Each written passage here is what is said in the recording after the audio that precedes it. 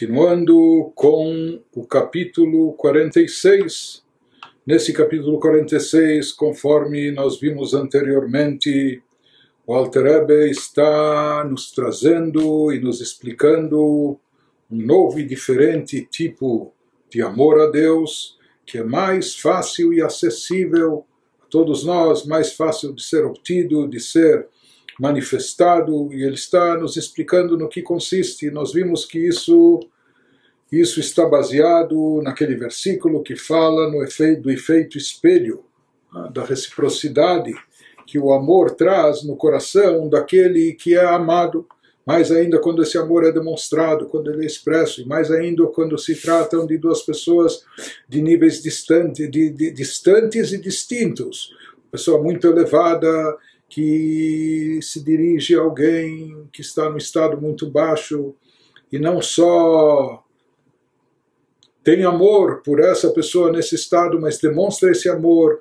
e não só em palavras, mas em atos, e aproxima essa pessoa, conforme todo o exemplo que o Alter Rebbe trouxe do rei que vai até a sarjeta para tirar de lá, do fundo do lixo, da sujeira, aquele sujeito simplório, aquele cidadão comum, e ainda por cima o conduz ao palácio, aposento por aposento, traz até as câmaras mais íntimas, e lá ele demonstra amor, beijando-o, abraçando-o, etc. Então, quanto maior não deve ser o amor que essa pessoa simples deve sentir, um amor dobrado e redobrado dentro de si, em função do amor que recebeu do rei, grandioso, influente.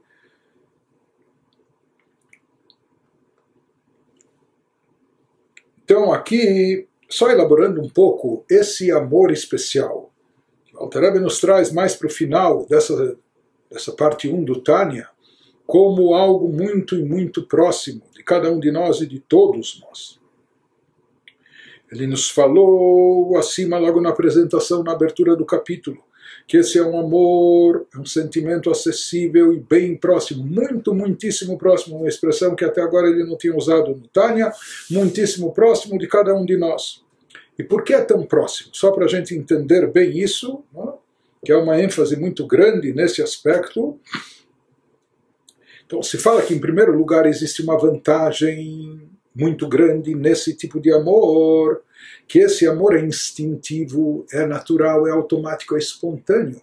Diferente de todos os tipos de amor que o Alter Rebbe nos trouxe até agora, que eles dependem de um estímulo, e esse estímulo vem através de meditação, de contemplação na grandeza de Deus, de algum esforço intelectual por parte da pessoa, ou mesmo que ele não consiga meditar contemplando, mas pelo menos ativar, estimular o sentimento no seu coração. Aqui, nesse caso, nesse amor, não é necessário absolutamente nada, só a pessoa se dar conta disso. A pessoa não precisa meditar, não precisa refletir, não precisa se aprofundar. Por quê? Porque assim como as águas, de forma natural, elas refletem o semblante da pessoa que está diante delas, da mesma maneira, essa é a natureza do ser humano, de forma instintiva, ele tende a refletir o amor que ele recebe. Quando ele se dá conta que está recebendo um amor intenso, então, naturalmente, instintivamente, automaticamente, ele já retribui, ele já sente amor por aquela pessoa, por aquele ser que o está amando. Então, aqui nós temos uma vantagem, que aqui nem se requer esforço ou empenho por parte da pessoa, simplesmente deixar fluir, porque essa já é a natureza instintiva, é a reação instintiva do ser humano dentro da sua natureza. No momento só basta ele se dar conta, não precisa meditar, refletir, se esforçar, só se dar conta de todo o benefício que ele está recebendo do rei grandioso e o quanto ele está demonstrando apreço e amor a ele, etc. Portanto, isso é algo acessível a cada um, mesmo aquele que não tem tanta paciência para meditar, ou que ele não tem tanta cabeça para se aprofundar, ou que ele não consegue essa abstração de meditar sobre a grandeza de Deus. Mas no caso desse amor, é coisa muito mais fácil e prática, como nós falamos, por ser natural e instintiva. Mais ainda, algo que se enfatiza que aquele amor, aqueles níveis de amor anteriores que nós descrevemos, que eles são estimulados através de meditação, reflexão, etc. E então eles vêm à tona, eles afloram aquilo, essa meditação e aquele amor aqueles amores que descrevemos estão relacionados com a natureza da alma divina. Ou seja, tudo lá se trata, envolve um processo que diz respeito à alma divina. É a alma divina que medita e reflete na grandeza de Deus com seus poderes intelectuais. É a alma divina que estimula suas emoções e sentimentos, fazendo despertar o amor inerente, o amor dormente que ela tem por Deus e etc. Então, tudo que está se falando nos capítulos anteriores diz respeito mais à natureza da alma divina. Por isso, aqueles que têm uma alma divina mais elevada, de uma fonte de um nível mais elevado, ou aqueles que cultivaram mais a energia, a espiritualidade da sua alma divina, dando vazão a ela, permitindo que ela se manifeste, etc. Então, talvez para essas pessoas seja mais acessível. Para aqueles, por outro lado, que não têm a alma divina tão expandida, tão fortalecida e etc., todo aquele processo vai ser mais difícil. Porém, essa questão de reciprocidade que nós estamos vendo aqui nesse capítulo, isso é uma natureza instintiva do ser humano que tem a ver com até a alma orgânica, com a alma animal, né? A alma energizante. Então, isso é uma natureza do ser humano, não tem a ver com a alma divina. Então, mesmo alguém que não tem uma alma divina tão elaborada, tão elevada, tão alimentada, tão cultivada, mas pela própria natureza instintiva do ser humano, mesmo essa pessoa também vai poder chegar a esse amor que está sendo descrito aqui nesse capítulo. Mais ainda, de acordo com o exemplo que nós trouxemos, que o Alter Rebbe nos trouxe, quando se trata aqui, nós falamos que esse sentimento instintivo de reciprocidade funciona mesmo entre duas pessoas equiparadas no mesmo nível. E nós falamos quanto mais quando se trata de dois seres, duas pessoas, com uma distância enorme, infinita entre elas. Então, aquele que está no nível mais baixo, que recebeu amor, ele se sente impelido a retribuir isso automaticamente, instantaneamente, instintivamente, gera nele, de forma recíproca, um amor muito, muito mais intenso para aquele que lhe demonstrou esse carinho, esse apreço. Por isso ele nos fala que aqui no caso também é bem mais próximo, porque de quem nós estamos, conforme ele vai elaborar no exemplificado. Ele nos trouxe o exemplo como metáfora para nos ilustrar o que ele quer, a ideia que ele quer transmitir, o que nós vamos chamar de exemplificado. E aqui no exemplificado se trata, a distância é intransponível entre o Criador infinito e ilimitado e a criatura mortal de carne e osso que somos nós. Mais ainda, aqui, a nossa condição inferior em termos espirituais, e às vezes não só baixa e inferior, mas às vezes até suja e degradante. Talvez nós sujamos, maculamos nossa alma com pecados, transgressões e etc. Não é? Então, em relação a todos os outros tipos de amor que foram descritos até agora, o Alter Rebbe nos falou que mesmo assim eles são próximos de nós. Como são próximos de nós?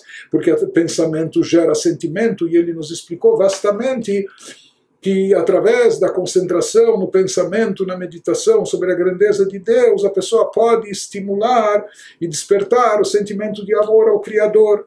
Porém, pessoas que estão numa condição espiritual muito baixa e inferior, ou que estão com a condição espiritual afetada e prejudicada, como nós falamos, por causa de pecados, transgressões, isso acaba sendo um obstáculo. Aquilo que deveria ser muito próximo e acessível acaba sendo dificultado, porque a pessoa está insensível para a espiritualidade, etc. Então aqui surgem obstáculos, impedimentos para aquela pessoa, por mais que por si só seria fácil e acessível despertar esse amor através do pensamento, meditação, mas para alguém que se encontra nessa condição espiritual baixa, isso vai ser bem mais difícil e complicado.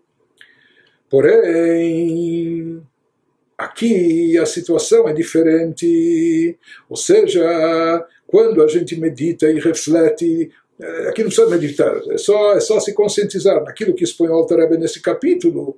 Aqui é o contrário. Quanto mais baixa a pessoa for e estiver em termos espirituais, quanto mais degradante, suja ela estiver em termos espirituais, maior vai ser o amor. Ou seja quando ela perceber que Deus te ama mesmo assim, apesar de tudo, e mesmo nessa condição inferior e etc., e mesmo nesse estado que a gente se encontra, Deus nos ama. Então aqui o fato da pessoa estar num nível muito baixo espiritualmente falando e num nível até sujo, degradante, etc., isso na verdade não impede a manifestação do amor, pelo contrário, isso aumenta e reforça o quão grande deve ser o nosso amor de volta a Ele. Se Deus nos ama mesmo nesse estado que a gente se encontra, mesmo nessa situação baixa, degradante espiritual que a gente se encontra, então quanto maior não deve ser o amor que a gente deve retribuir a Ele. Portanto, aqui a baixeza de espírito, ela não consiste num obstáculo, impedimento para a manifestação do amor. O contrário, não só que ela não impede, ela ainda reforça a intensidade do amor. Se até mesmo nessas condições, até mesmo nesse estado, Deus me ama, demonstra o amor, Ele me aproxima e etc., então isso deve acentuar mais ainda o amor que eu devo a Ele, que eu devo retribuir a Ele. Por isso, sobre o amor desse capítulo, o Alter Rebbe nos diz que ele é muito, muito próximo, por todos esses motivos que nós pudemos expor aqui. Por isso, esse amor é muito mais próximo do que todos os anteriormente descritos.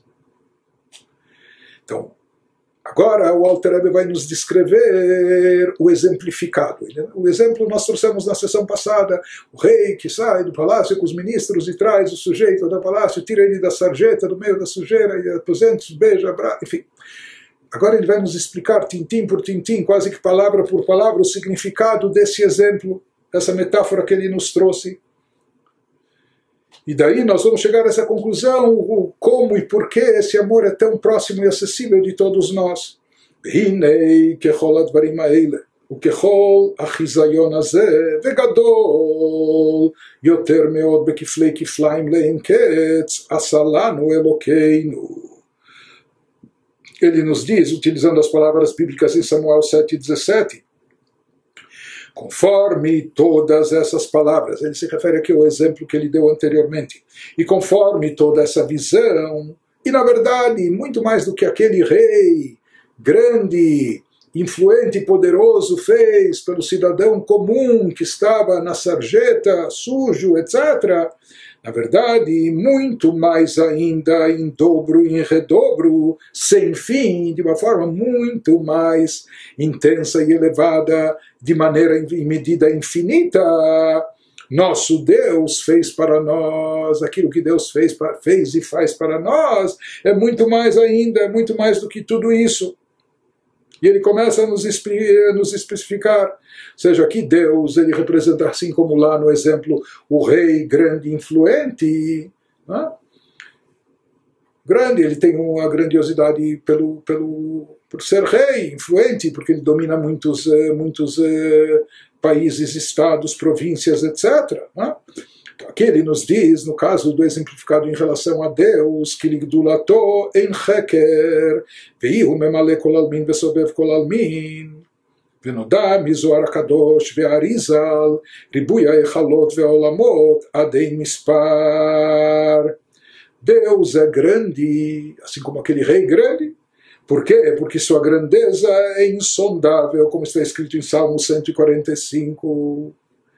E ele reina sobre todo o mundo, nas palavras do Zohar, ele preenche todos os mundos e transcende todos os mundos, como já falamos várias vezes sobre isso, sobre os tipos de energia divina que regem o mundo, o universo. Mais do que isso, Deus, por assim dizer, é influente, porque como o Zohar e o Arizal, os mestres cabalistas nos dizem, deram a conhecer, há tantas câmaras e mundos sobre os quais se estende a influência de Deus, que eles são incontáveis. O alcance, a infinitude do universo, e aqui estamos falando não só do espaço sideral, do universo físico, material, mas também dos universos espirituais, ele é algo incontável, né? Conforme descrito na Kabbalah.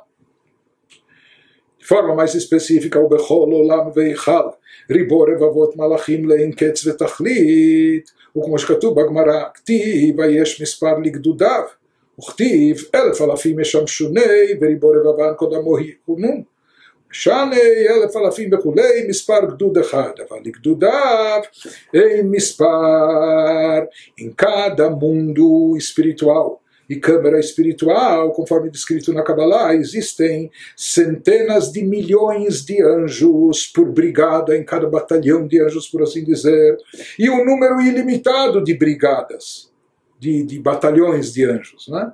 Como observa o Talmud, quando o Talmud esclarece uma contradição entre dois versículos. Por um lado, em Jó está escrito, há um número que expresse quantas são suas brigadas. Então, desse versículo de Jó, o que sugere um número ilimitado de anjos. Ele perguntou, será que pode se definir? Mas, por outro lado, está escrito 1.000 milhares o serviam e 100 milhões se postavam à sua frente, em Daniel 7:10, o que indica uma quantidade de anjos enorme, porém limitada.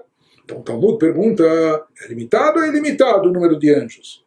O Talmud, lá no Tratado Hagigah, responde, para resolver essa contradição, 1.000 milhares, isso que se dá um número fantástico, grandioso, mas é um número limitado. Esse é o tamanho de uma brigada de anjos, mas o número de suas brigadas é ilimitado. Então, de qualquer maneira, ele está nos dizendo, explicando aquela parte do exemplo que fala do rei grande, grandioso, influente, Deus. Ele é bem grande, bem maior e influente, domina e imagina o campo, o reino, até o reino espiritual e todos os seres, criaturas e seres angelicais, e etc, etc. Continua, o Alter Rebbe nos diz, mais ainda, e aqui ele nos traz um detalhe que na verdade não se expressa no exemplo. Esse detalhe está presente só no exemplificado em relação a Deus, mas ele não se aplica no exemplo, na metáfora do rei, que é aquilo que nos diz o Zohar, não só que Deus tem infinitas criaturas e etc., angelicais e espirituais, mas mais do que isso, o mais importante, וכולם כמה כלא ממש חשיבי ובטלים במציאות ממש. Em sua presença, na presença de Deus, tudo é considerado zero, tudo é nulo e completamente insignificante, e as identidades individuais de todas essas brigadas de anjos são anuladas literalmente, são totalmente anuladas, e como ele vai nos dizer, ele vai nos explicar de que forma o nível de anulação. Como nós dissemos, esse detalhe nós não encontramos no exemplo em relação ao rei, porque no caso do exemplo, quando a gente se refere ao rei, por mais que seja um rei muito grande e poderoso, porém a gente não pode dizer que os súditos ou o reinado não ocupa espaço e é insignificante diante dele, porque não existe rei sem povo e sem nação sobre quem reinar. Na verdade, o que engrandece o rei é o povo, são os súditos, quanto maior for o seu reinado, sobre quantos mais países e súditos ele reinar, então isso tornará maior. Quanto maior o povo, maior será a honra e o esplendor do rei. Então, no caso do exemplo que nós falamos, o rei pode ser grande, então mesmo que, não só mesmo, que haja um grande povo, justamente por haver um grande povo. Então isso torna o rei ainda maior, mais poderoso e influente. Porém, no caso de Deus, quando a gente se sai do exemplo e vai para o exemplificado, em relação a Deus, existe aqui esse aspecto de que tudo é completamente nulo diante dele, e na sua presença tudo é considerado zero, é insignificante. Então esse é mais um aspecto único, peculiar, exclusivo da grandeza de Deus, ou seja, uma grandeza infinita, onde todos os mundos, universos, com todas as suas respectivas criaturas e seres, não ocupam lugar, são nulos, são zeros, são insignificantes. E ele nos explica como e por que os mundos são nulos diante de Deus, anulados diante da divindade, e já vimos isso em capítulos anteriores do Tânia. כביטול דיבור אחד ממש לגבי מהות הנפש המדברת ועצמותה. Nos diz que todas essas brigadas de anjos, todas essas inúmeras, infinitas milhões de criaturas são anuladas, como uma palavra falada é literalmente anulada e não tem identidade própria, no âmago profundo, se a gente comparar apenas uma palavra com a capacidade de falar que a pessoa tem, ou com o âmago da sua alma, né, que alimenta a fala. Então, uma palavra diante da alma que alimenta a fala não tem, é completamente anulado, não tem importância nenhuma, é completamente insignificante.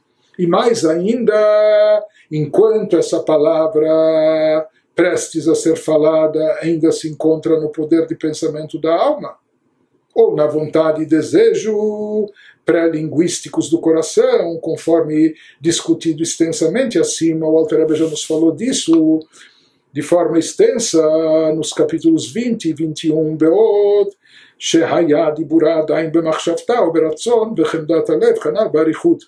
Mas apenas recapitulando aquilo que já mencionamos, naqueles capítulos, apenas fazendo uma síntese disso. Então, na alma do ser humano nós temos alguns poderes e manifestações, e mesmo em relação, temos a capacidade intelectual, depois nós temos os poderes emocionais, depois nós temos aquilo que são chamados as vestimentas da alma, expressões da alma, que seria o pensamento mais elevado, abaixo disso a fala, e depois disso, por último, a ação.